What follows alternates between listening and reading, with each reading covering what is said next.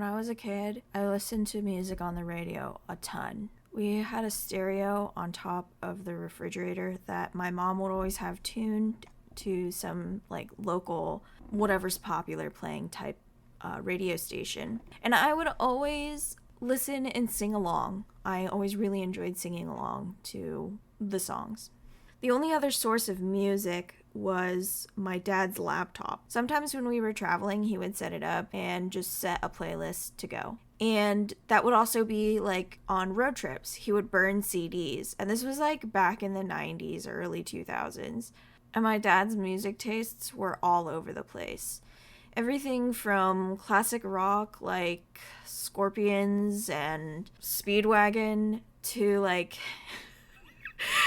every damn version of Barbie Girl by Aqua.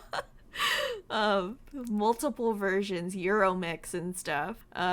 So that was like my experience with music, and I didn't really go out of my way to seek anything until middle school. Right around late elementary / middle school, I had this huge crush on this skater boy. This was really early 2000s, I think. He had the aesthetic, but I don't think he actually skated. And I remember asking him one time what kind of music he liked to listen to.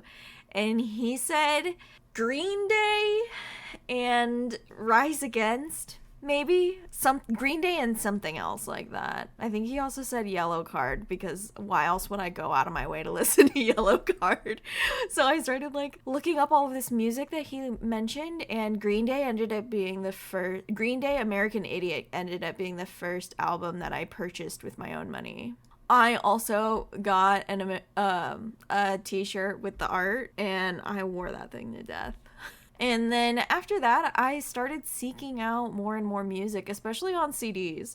That old stereo that was on the refrigerator in my childhood ended up finding its home in my bedroom in my teens. And I would put on music at night. I would put on NPR because NPR plays classical music at night, and then in the morning it has news, so it felt like, oh, it's music to sleep to and then information when I wake up. But high school was a really stressful time for me, and let's just say I needed louder music to cover up the sounds of my crying at night. And then that became Green Day. And then any other CDs I could get my hands on. This is when I pillaged my dad's CD collection. He had this huge rack of CDs. Some albums that I pillaged from him include Greatest Hits from Queen, from Styx, lots of movie soundtracks. And I think those are the ones that stayed in my rotation. One time I told a teenager that one of my favorite songs is Renegade by Styx. And she said that's the kind of music my dad listens to.